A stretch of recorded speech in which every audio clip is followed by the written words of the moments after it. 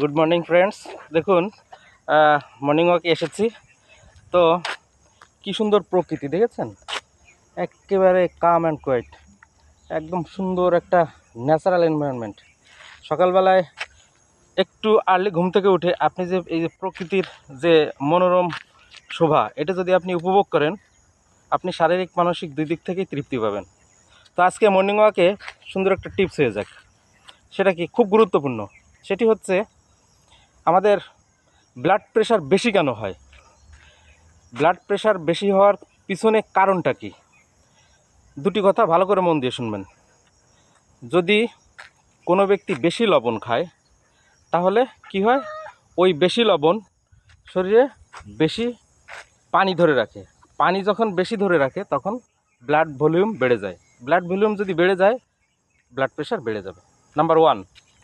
তারপর যদি কোনো ব্যক্তির শরীরে ইনসুলিন বেশি থাকে, তাকে কি বলে, ইনসুলিনিমিয়া। আর যদি গ্লুকোজ থাকে, তাকে কি বলে, গ্লাইসোমিয়া।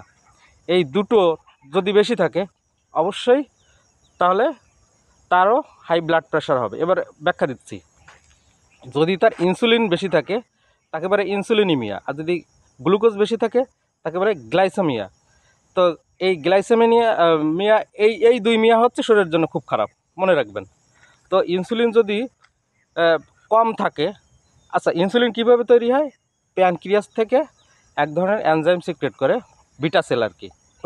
ওইটা যদি ঠিকমতো কাজ না করে, বা যদি বিটা সেল তৈরি না হয়, তাহলে কিন্তু তার ইনসুলিন তৈরি হবে না। তখন কি করে, ব্লাডে ইনসুলিন পুশ করে ডায়াবেটিক পেশেন্টদের নিয়ন্ত্রণ করে রাখা হয়। এই ইনসুলিন, এটা যদি কম থাকে, তখন সেটাকে বলে টাইপ 1 ডায়াবেটিস। আর যদি ইনসুলিন থাকে, বেশি থাকে, তখন কি হয়, ইনসুলিন যদি বেশি হয়ে যায়, তখন হাইপার ইনসুলিনিমিয়া বললাম। তো ইনসুলিন বেশি হওয়ার পিছনে কারণও আছে, সেই কারণ আর বলবো না। শুধু বলবো যে যদি আপনার শরীরে ইনসুলিন যদি বেশি থাকে, অথবা গ্লুকোজ যদি বেশি থাকে, আপনার শরীরে লবণ বেশি ধরে রাখবে।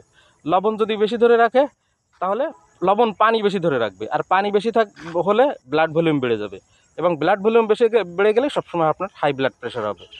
আপনি নিয়মিত যদি শরীরচর্চা করেন, শক্তির চর্চা করেন, সকালে যদি যে কোনো ঝড় হোক বৃষ্টি হোক, প্রত্যেকদিন সকালে অথবা বিকেলে 1 ঘন্টা 1.5 ঘন্টা হাঁটবেন, দৌড়াবেন। দেখেন আমরা এক্সারসাইজ করে কীরকম অবস্থা, ঘেমে একাকার হয়ে গেছে। এরকম করে আপনি সোয়েটিং করবেন, দেখবেন আপনার এই শরীরের যে সমস্ত ইয়েগুলো আছে, যে ক্রনিক যে সমস্যাগুলো, এগুলো আস্তে আস্তে রিমুভ হয়ে যাবে। খাওয়া দাওয়া একটু কন্ট্রোলে আনতে হবে। আর আপনি ঘুমটা ঠিকমতো ঘুমাবেন, সঠিক সময় ঘুমাতে যাবেন, এবং সঠিক সময় ঘুম থেকে উঠে এইভাবে দেখুন, এই যে কত ভাইয়েরা এই যে মর্নিং ওয়াকে আসছে, এরকম মর্নিং ওয়াকে আসবেন, দেখবেন আপনি সব দিক থেকে, আপনি ফিজিক্যাল মেন্টাল সব দিক থেকে ভালো থাকবেন। তো সবাই ভালো থাকেন, সুস্থ থাকেন, এই কামনা করি। আজকের মতো বিদায় নিচ্ছি। শুভ সকাল।